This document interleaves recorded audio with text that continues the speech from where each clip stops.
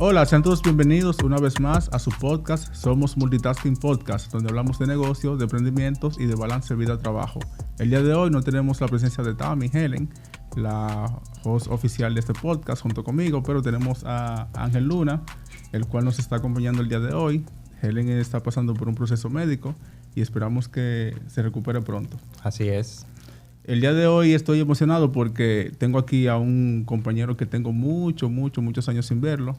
Él es Radamés Fernández.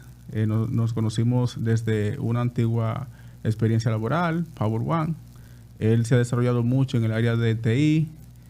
Lo veo publicando mucho contenido de valor en LinkedIn. Eso es bueno. Alguito.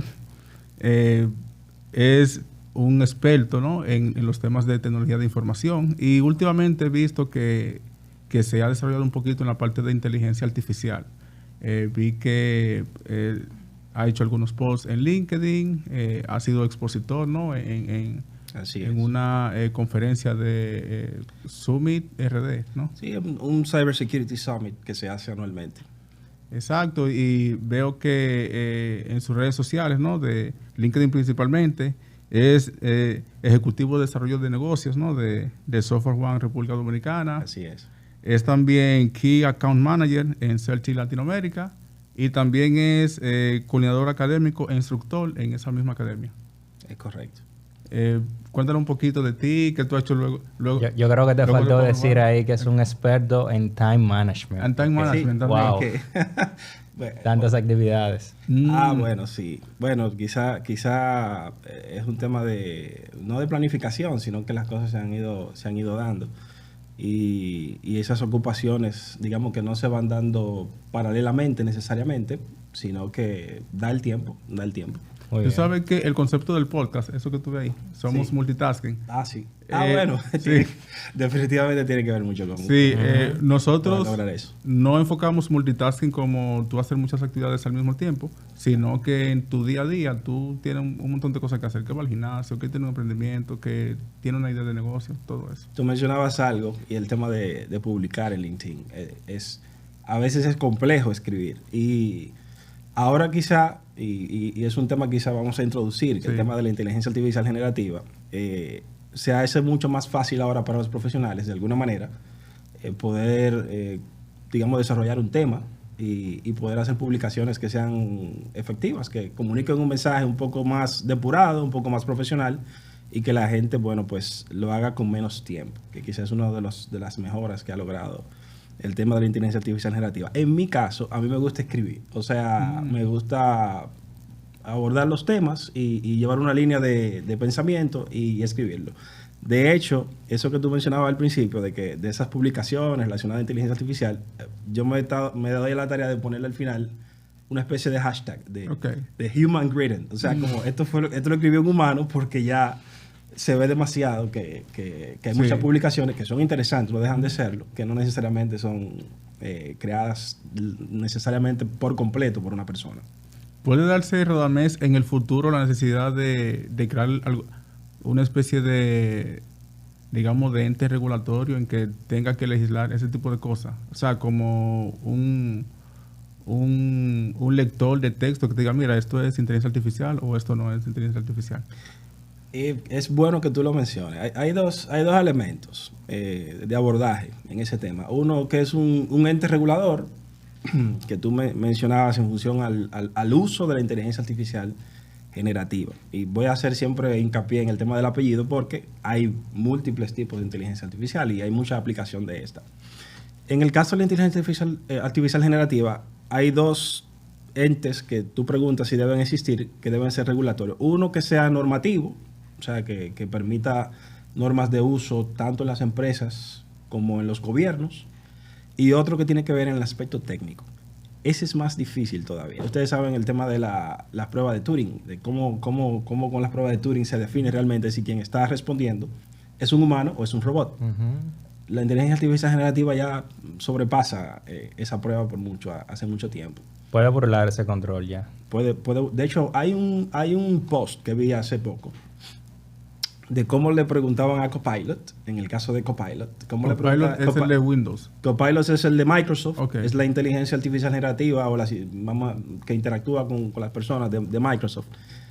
Es un ecosistema, hay varias soluciones, pero dentro del asistente en el que se interactúa, se le sube a Copilot un CAPTCHA.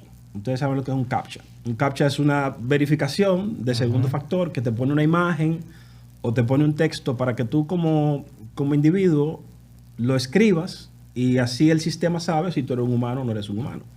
Pues a Copilot le han subido un CAPTCHA y Copilot ha dicho, bueno, me parece que lo que veo aquí es un CAPTCHA, dice Copilot. Es un mecanismo que se utiliza como un segundo factor de autenticación y lo que dice el texto en el CAPTCHA es esto, esto y esto.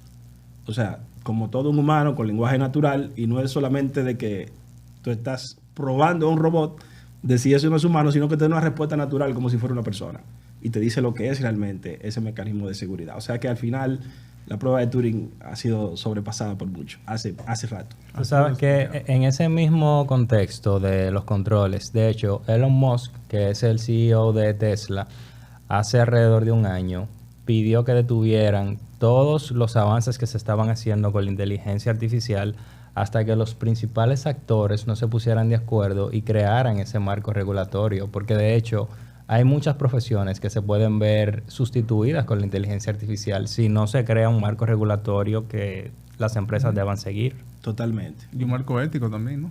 Sí, de hecho es uno de los pilares de la inteligencia artificial y su aplicación, la ética. La ética es un factor determinante porque lo técnico no se debe a lo moral, lo técnico se debe simplemente a lo funcional. Entonces tú necesitas un marco regulatorio que te permita establecer cuáles son los límites de eso. Tú mencionabas el tema de Elon Musk. Elon Musk fue parte del comité directivo de OpenAI al principio, por eso él dio el alerta en relación a que esto debe ser regulado, porque yo me imagino que dice, yo me asusto del potencial en ese momento, pero ahora está marcado también en un proyecto muy particular, porque digamos los big techs no se pueden quedar atrás y necesitan invertir en esta tecnología que ha sido revolucionaria, y ahí está Grok, por ejemplo, que es su inteligencia artificial generativa, que es una iniciativa de Elon Musk y una de sus empresas. Tú sabes, Radamés, que tú mencionas el tema de miedo, que Elon Musk le dio miedo. Sí. No sé si le pasa a él o me pasó a mí, pero el primer contacto que yo tuve con la inteligencia artificial, en su momento hace ya más de un año que surgió ChatGPT y todo eso. Sí. Y surgió ChatGPT, yo lo veía, no le hacía caso y todo eso, pero en donde yo trabajo, un personal de IT, bajo el sistema de calidad le dieron en una auditoría, ¿no? Un finding o un hallazgo. Y él nada que ver con el sistema de calidad, pero sí es un experto en tecnología de información.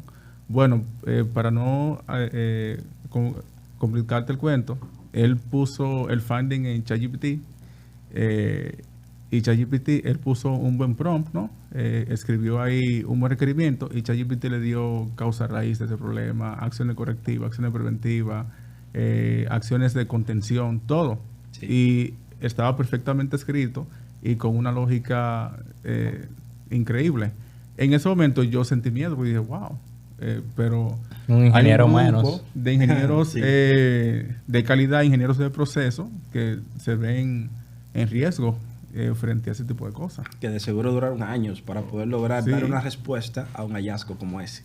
¿A ti también te ha ocasionado miedo tú ver ciertas cosas? Mira, yo soy muy futurista en el sentido de que yo creo que la tecnología, su avance no se detiene. Sin embargo, si necesitamos lo que mencionaba aquí Ángel, ¿verdad?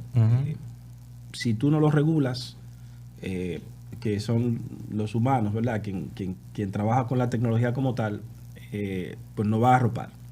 Nos va a arropar no solamente en la sustitución de puestos, sino también al mayor problema que existe ahora. Anteriormente la tecnología nos sustituye en función a lo laboral, fuerza laboral, ¿verdad?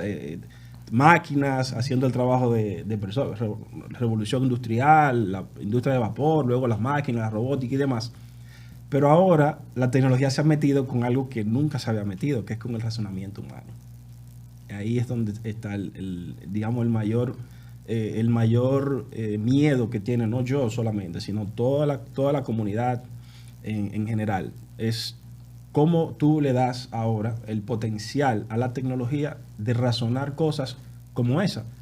Tú mencionabas acerca de la resolución de un hallazgo, pero no solo fue que resolvió un hallazgo porque lo consultó en una base de datos y te dio una referencia, no, es que te dio un razonamiento lógico de cómo debería ser abordado ese hallazgo en función a lo que fue entrenado ese modelo de inteligencia artificial.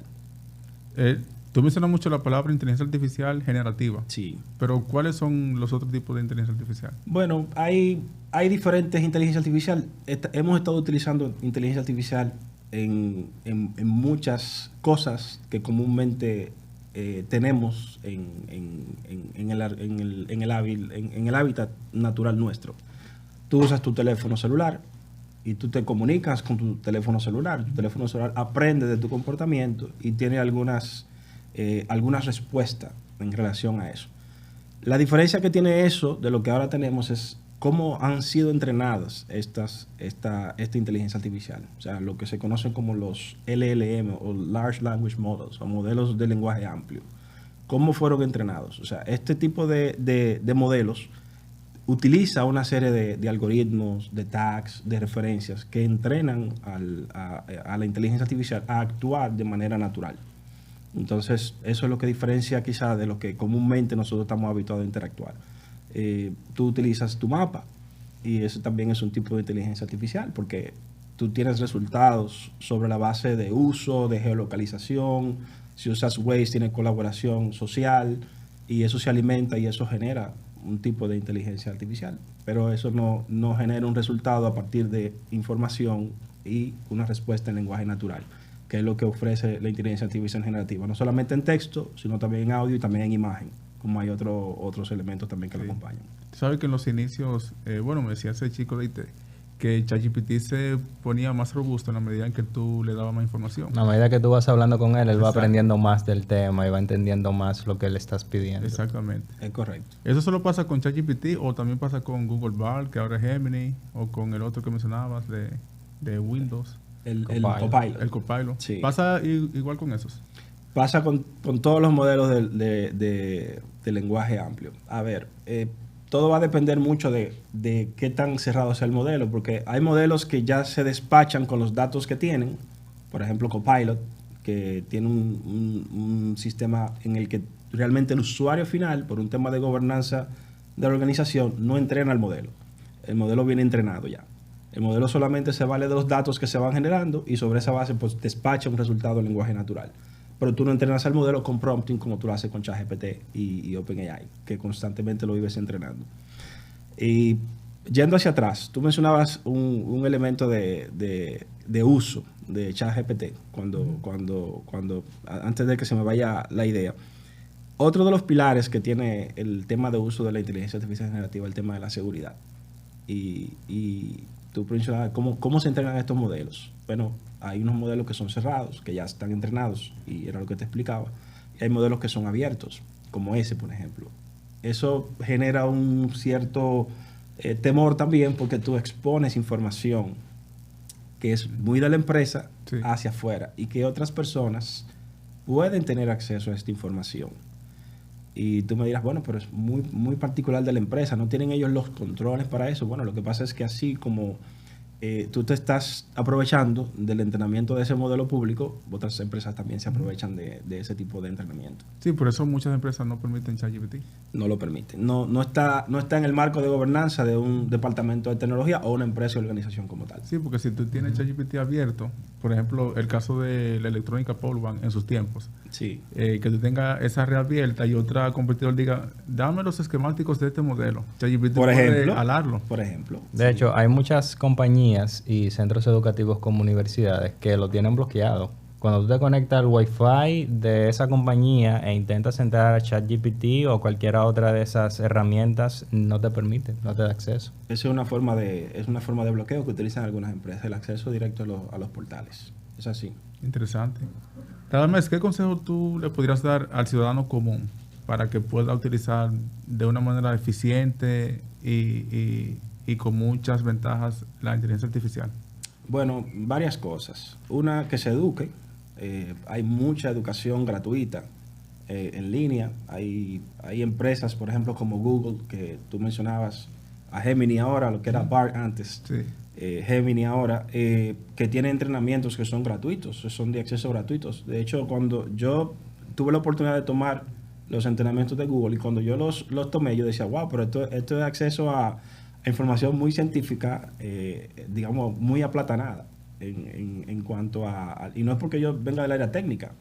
Yo creo que cualquier profesional que tenga interés puede acercarse a ese tipo de capacitaciones de manera muy fácil y de manera gratuita. Hay otra institución que se llama Deep Learning AI, que también tiene muchos entrenamientos relacionados al tema de inteligencia artificial y también es gratis, o sea, súper gratuito. Yo creo que se eduque primero y segundo, bueno, que investigue, ¿verdad?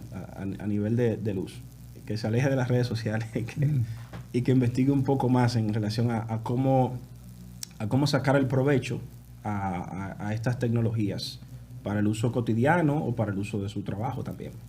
Uno de los principales, de las principales cosas que hay que tener en cuenta a la hora de utilizar bien estas herramientas es saber escribir bien lo que le llaman un prompt. Sí, de hecho sí. Hay una yo digo mal llamada, aunque la comunidad lo ha aceptado como tal, como fue publicado, de ingeniería de prompt.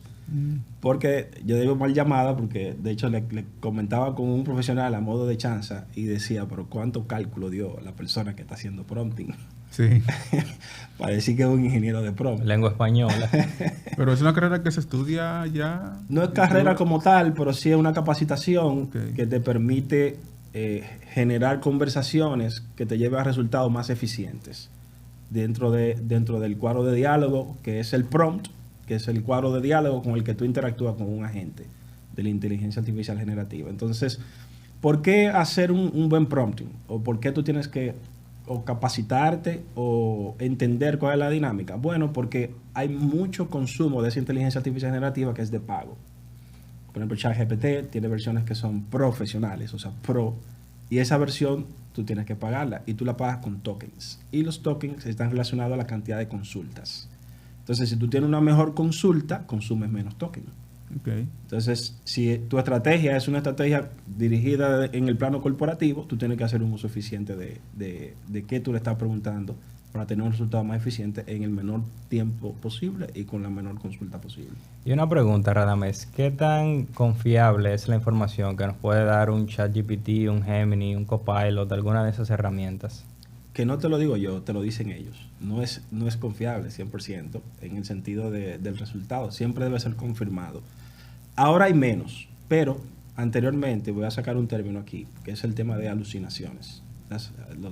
Las alucinaciones son el resultado de cosas que parecen locuras sacadas de la respuesta de la inteligencia artificial generativa.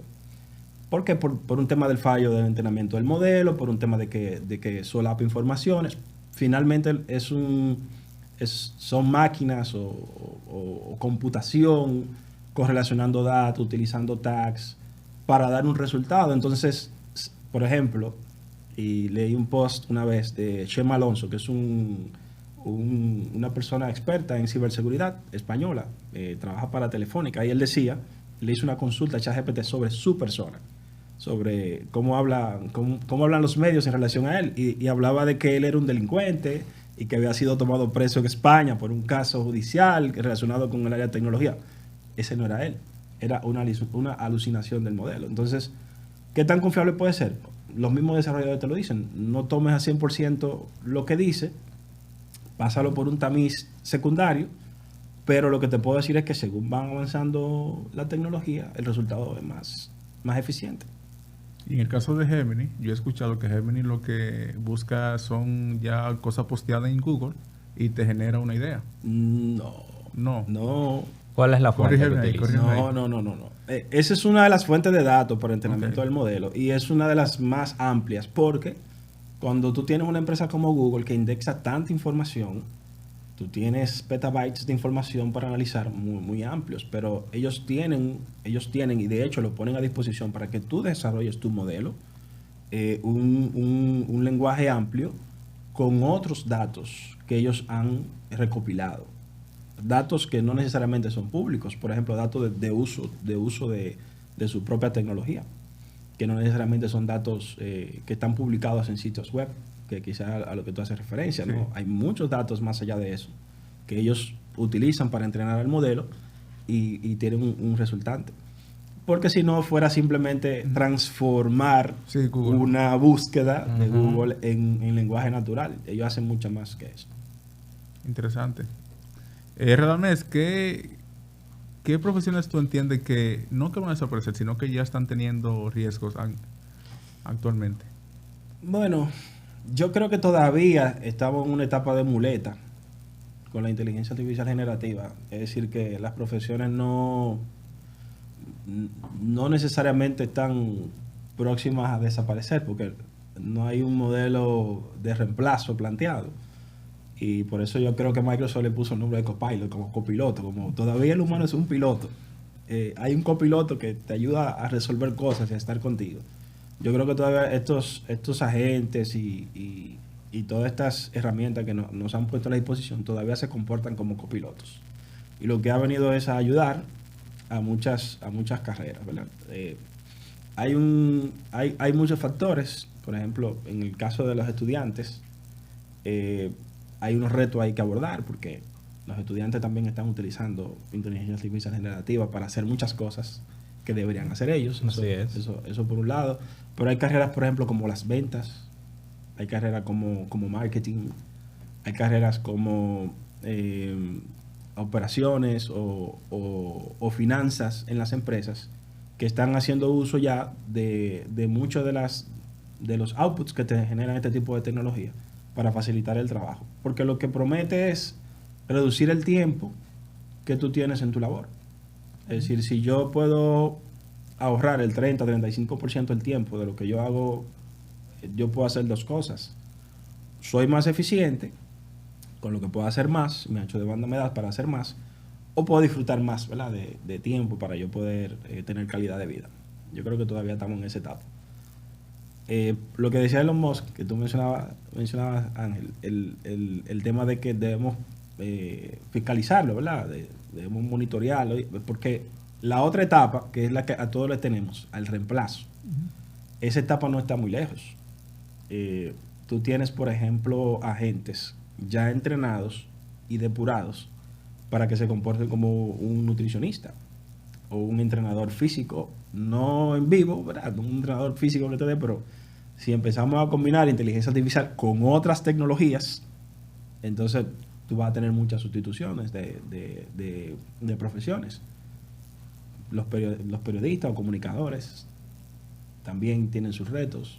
El tema de utilizar lo que genera a nivel de voz con otros elementos, como por ejemplo temas de deepfake, por ejemplo, que también se mezcla mucho. También hay otros retos por ahí. O sea que todas las profesiones se van a ver transversalmente impactadas, de alguna manera u otra. Ahora es como lo gestionamos nosotros, ahora como humanos. Tú sabes que en sentido particular, yo no creo que la inteligencia artificial sea algo que debamos temer como un reemplazo a nosotros. Simplemente estamos viviendo una etapa en la que ha llegado una nueva tecnología que nos está ayudando, como en su momento llegó la máquina de vapor, como en su momento llegó la energía eléctrica, que sustituyó muchas actividades que antes se hacían de forma diferente. Ahora bien, no le temo a la parte del reemplazo, pero sí a las actividades criminales que se puedan realizar con la inteligencia artificial, como tú mencionaste, lo del deepfake. Ahora también hay un modelo de inteligencia artificial que puede simular la voz de las personas y cómo personas puedan utilizar eso para realizar el mal. Yo entiendo que eso sí es algo delicado y a lo que sí debería tomarse controles lo más rápido posible. Sí. El deepfake es una digamos, una actividad delincuencial en el ciberespacio que no es nuevo, pero con la inteligencia artificial generativa tú le das esteroides. Eso es como la ingeniería social llevada a su máxima potencia.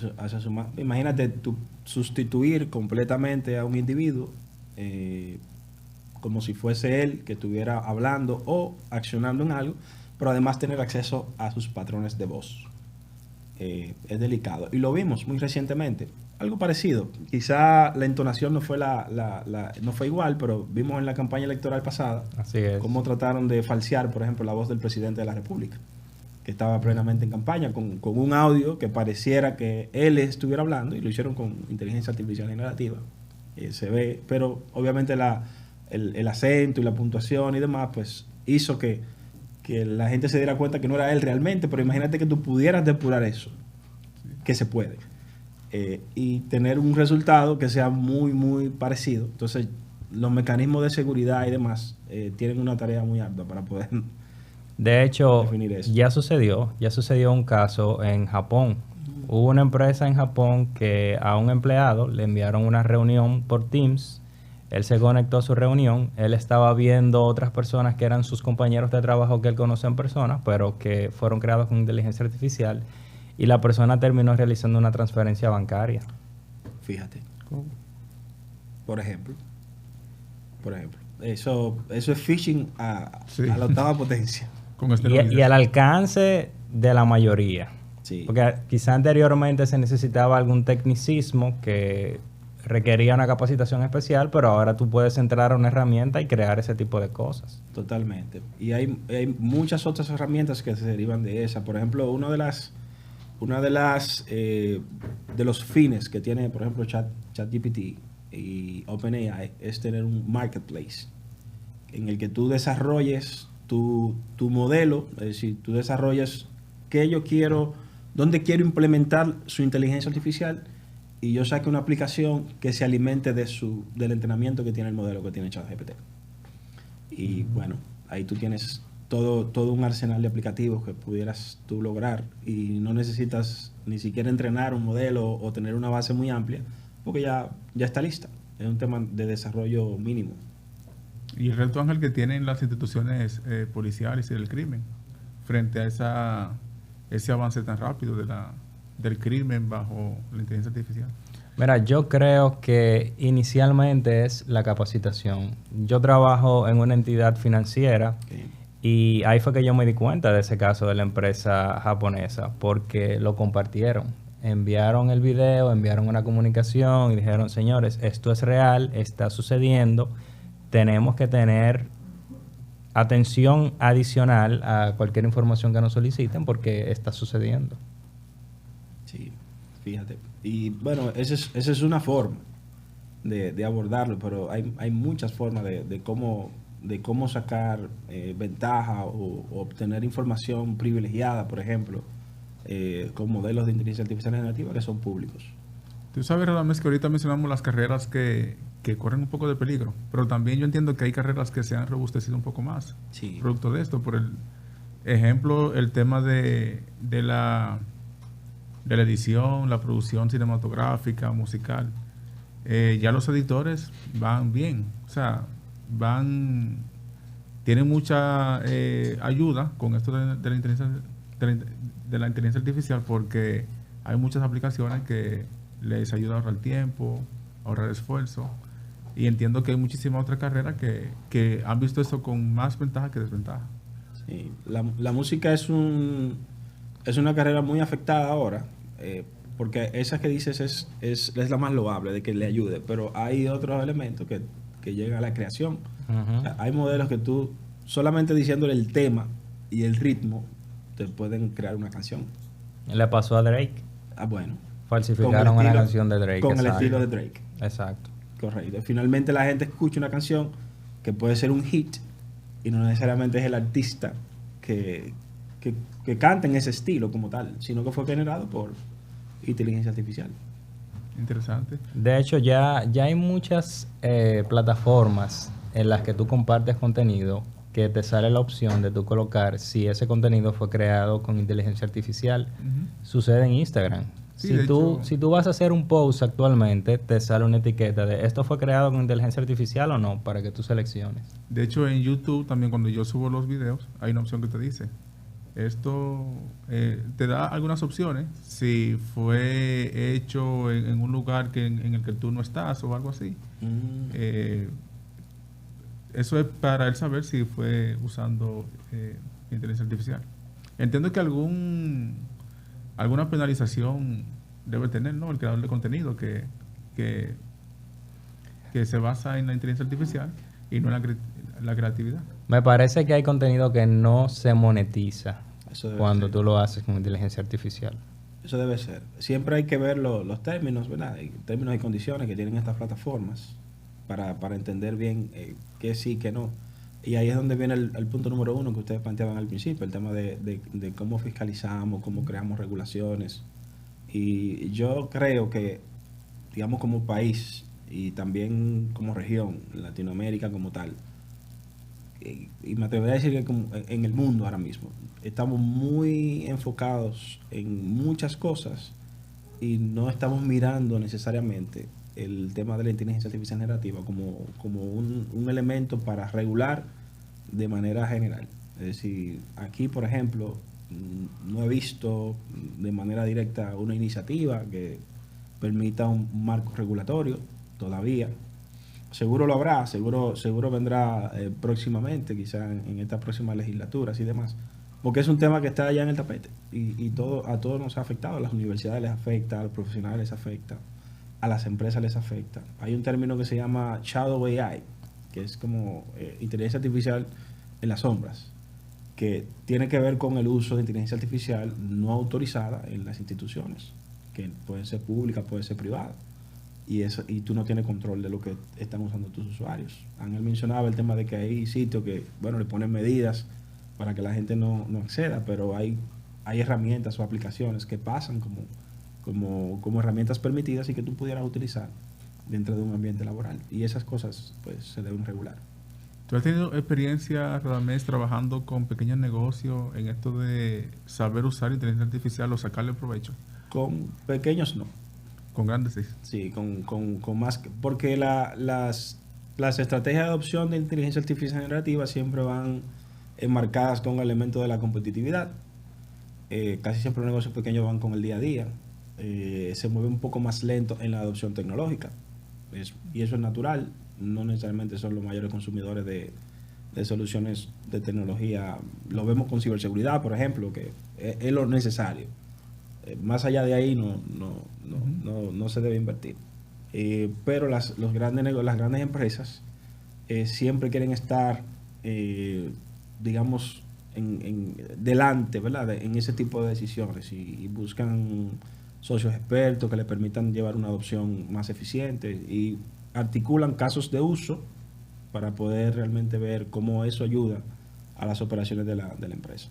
Y es algo porque ellos persiguen tener, tiene que ver mucho con el aumento de la productividad, implementación de sistemas, ver de qué manera les ayuda con el tema del personal y todo ese tipo de cosas, ¿no? Sí, tiene que ver con esencialmente el tema de la productividad. Al final las empresas lo que buscan es cómo sacar el mayor provecho en el más corto tiempo y tener un resultado económico que esté ligado, ¿verdad?, a la inversión que están realizando. Y si la inversión ayuda a reducir el esfuerzo del personal, no necesariamente para que el personal esté cómodo, sino para que el personal pueda rendir más en su labor y tener mayor creatividad y desempeñarse en otras cosas, puede hacer ese tipo de inversión.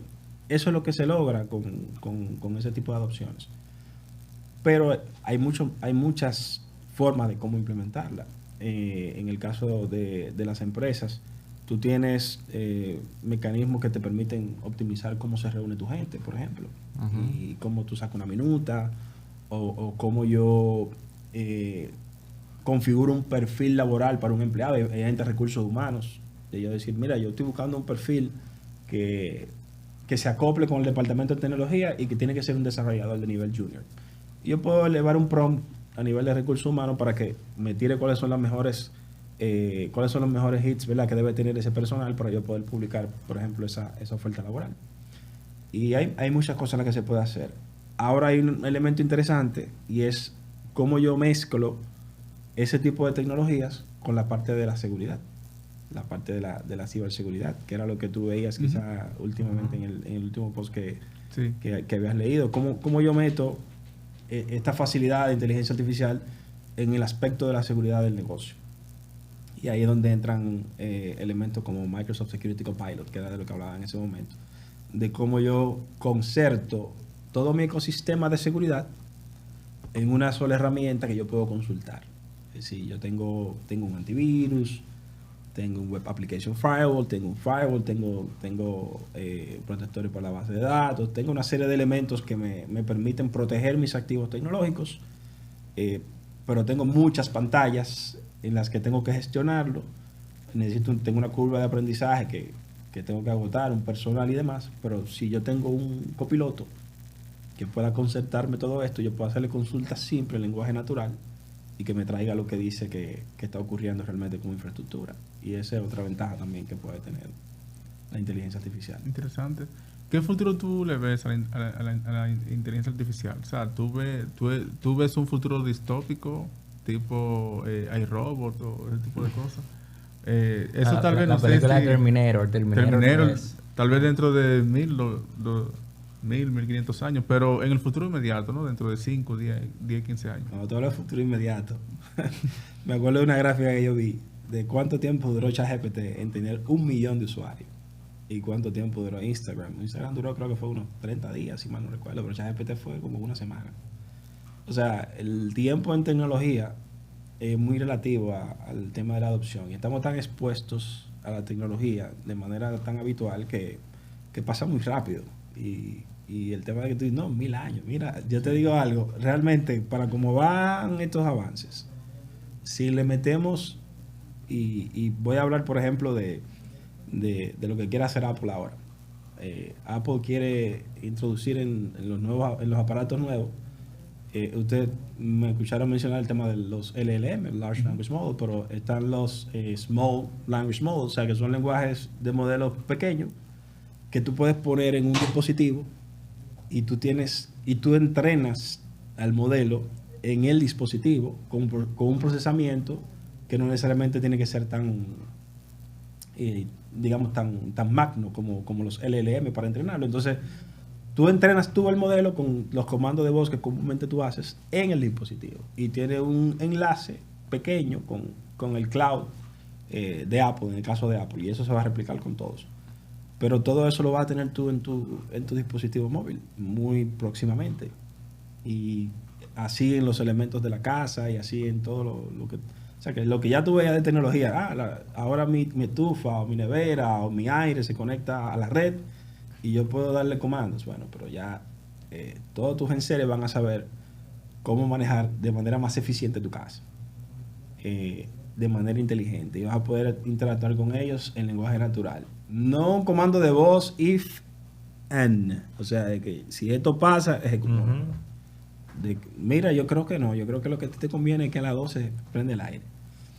Ese tipo de cosas.